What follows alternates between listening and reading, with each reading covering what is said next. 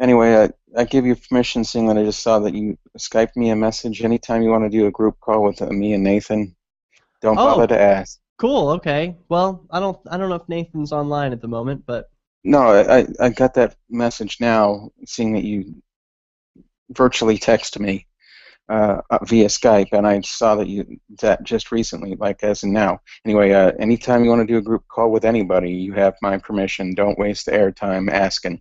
cool. All Um, right. I won't. yeah, but just as I didn't object to hearing on another show, a friend of yours say that you passed on my phone number to him, and then I know he made like a dork and Googled the phone number and found out everything he could about me online. Uh, uh, can you unblock my phone number? Because I only called you because you gave it out during the Angel Clark show, by the way. Sure. I can unblock your And number. and Ken, I noticed, had the in studio and a phone direct line because he works for But LRN. I And really, I really like when you Skype in because you sound better. okay, I don't like it.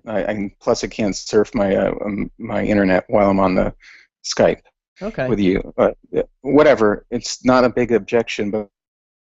But you can, if you'd rather me Skype in, I will.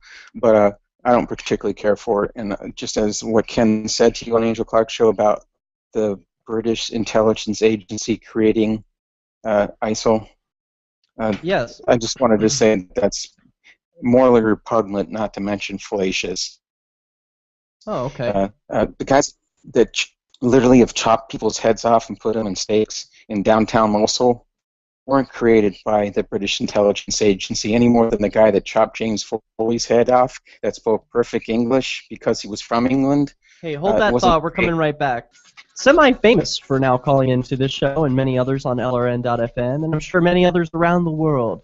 James from Arizona is on Peace News. Go ahead with your thoughts, James. Don't make like Billy Squire, please, and stroke me. Uh, but anyway, I gotta Google I that. I called in. You don't know who Billy Squire is? I'm looking it up. A monster hit in the '80s. Okay, well that would be why. Anyway, whatever. I'm guessing that I have no objection, by the way, of undercover policemen That's being good. in a stadium of 85,000 plus people, of which there's heavy, heavy, heavy beer drinking and much rowdiness and antipathy towards visiting fans, not to mention one's own fans. And it did crack me up, by the way, that you didn't even know that where the reigning Super Bowl champions actually play their home games, No, I didn't which know that. is I don't care to know that. I don't follow the that's bread and hilarious. circuses. But anyway, I think Well, I don't have a problem with undercover police. I just think that they should be paying for it. I don't think the public should have to pay for private security in a private location like a stadium. That's bullshit. should cops like drive around town either in squad cars, just looking out for people, or should they like stay at the police department and wait for somebody to call them? I think they should stay at the police department like the fire department does. The fire department doesn't drive around and look for fires. They wait for a call. No, because actually, that's a much more particular vocation Why? Says for who? somebody to They have. just That's why. expanded their own power. It's not like anyone asked for that to happen. It's not like I walked into Keene one day and said like, "Hey, you guys should be driving around more, looking for those victimless criminals. Lock up those pot smokers. That's really causing a problem." If they instead Well, just waited for people to call and say, "Hey, my bike is stolen. Come help me," I mean, that's a fine use of police. But police just riding around looking for trouble, they create criminals. okay, that might be the case for instance, maybe like hypothetically, if we find out all the truth, nothing about the truth, that Mike Brown was created, was a criminal that did attack a cop because the cop was driving down the street and asked him, "Hey, what are you doing walking down the middle of the street?" And he subsequently told the cop to fuck off. Oh wait, I'm sorry, I can't say that, but you said bullshit.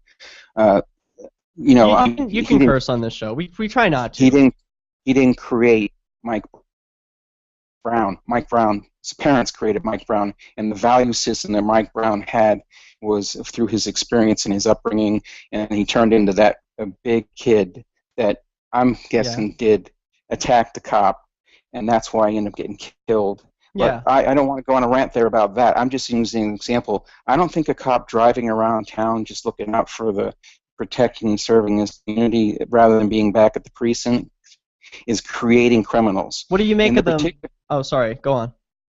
I'm just saying. Go ahead and ask your Well, question. what do you think of the Microsoft story, where Microsoft is protecting its customers by refusing to comply with the federal order to turn over their emails? I only listened to that in passing because I already know that it's called the World Wide Web. I already know that people, if they're so inclined, can find out what my emails are. I have been actually attacked by somebody that worked for another radio station called Air America Radio. I have been had my emails invaded. Well, I think that's Just wrong. I think you should have of course, privacy over your emails. well, I'd like to think that I do, but I also know that anything I put on that I engage with online, I know if there's trolls or whatever you call them out there, whether they work for the government or not, know what my full name's email. If they want to know what is on my email, they can find it. Okay, so Just you're as not when- concerned, but what about people who value their privacy, who really don't want to be found out or are doing something, secret? Derek J., you're misunderstanding me. I didn't say I'm not concerned. Oh, okay. But if I want to value my privacy to the absolute possibility, I should like to keep off the internet as much as possible if I'm engaging in stuff that I really don't want other people to know. But what it comes down to days, is, does the U.S. have jurisdiction over Ireland? Because Ireland is where these emails are being held.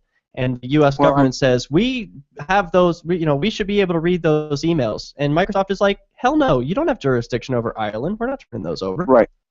Well, this is where I have to say to you, all I know about this story is what I hear on the radio. I don't know whose emails the government is going after in Ireland, but I don't object to the United States government. I know that some other people wouldn't say it's called metadata data mining. They'd like to turn it into something else, but I know that probably the reason why, for instance, I was going to ask you about undercover cops in stadiums. I bet you don't object to undercover cops called field marshals being on those little tubes with wings that fly. Can fly from one city to another if you're on it, right? I do. You object to that as well? I do. I don't mind them being undercover. I just mind who pays for it. Like, the airline should pay for it. You're talking about people being secretly on planes so that they can stop a disaster from happening. That's great. I want that. But I just want JetBlue to pay for it. Well, back to this, who's going to pay for it one way or the other? It's like corporate taxes or any taxes the government can levy on corporations. What do they do? They pay them, yeah. What do they do as far as paying for them, though? They pass it on into the price that they charge the customers. So one way or the other, you're going to pay for it whether you want it or not. So yeah, but I should be able to have the choice to say, like, I do want to fly on an airline that has that, or I don't want it, and it would have a difference in the price. Like, maybe I want to fly on terrorist airlines.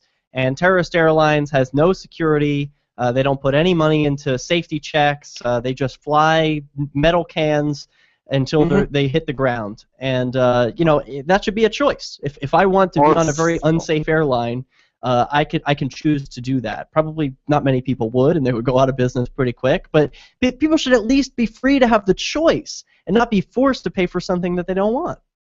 Okay. Respectfully, in your dream world where everybody has a choice, the terrorist airlines, people that were in the towers and in Pentagon were there by choice, but they didn't ask for those tubes, those manned drones to fly into their buildings, and they had no choice whatsoever in the matter, because there's like the public realm. When you're exercising your free choice in the public realm, and I'm not implying that you're going to fly a plane into a building, but the SOBs that did, whether or not if there had been field marshals on those planes, and you weren't even on those planes, and you weren't paying the taxes to pay for them, if there had been field marshals on those planes, they wouldn't have been flown into buildings. Well, I would have a gun. No consent. If I had the freedom to, I would have a gun on a plane. It used to be allowed, and everything was fine. Well, in the time and place in this world where people were had a less criminal minds than we live in a world where there's much more. Says who? I mean, says you? There's more criminal minds now? I mean, okay. Why? Okay, let me put it this way then. Derek J. Only because Why do you government's think there bigger. are not as many? Why do you? Okay, I'm not here to advocate for bigger government, but when you're talking about a little moving object through the sky with a tube that flies by jet fuel Yeah. that can literally is an endangerment to anybody on the ground or in buildings if somebody's so inclined. Now that there are no more guns on planes except for in the hands of field marshals, And sometimes nobody pilots. since then, since they got rid of guns on planes, I'm not giving thanks to big government. I can't remember the last time some terrorist, usually of Islamicist descent, has gone through a cockpit door, stuck a gun in the pilot's head, and said, "You're going to fly this wherever I tell you to." I can't remember the last time that's happened. In fact, since guns have been 9/11 banned, happened, man. they didn't use guns, as we know. Yeah, but if people And were again, allowed to have guns on planes, then they would have been able to stop the terrorists. just if there had been the foresight of having field marshals on planes clandestinely in civies that are now on planes, maybe every single one that does fly in the air. I don't know. Since 9/11, nobody has stuck up a pilot, at least in the United States of America, with a gun.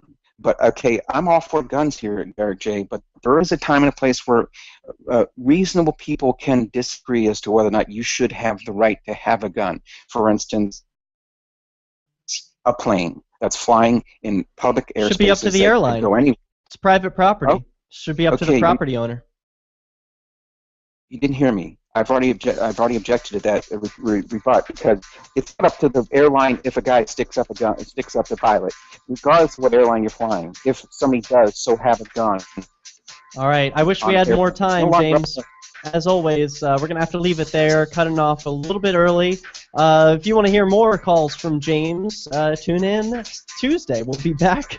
Hopefully he'll call in again. We've got more peace news coming up. Now it's Free Talk Live. Peace.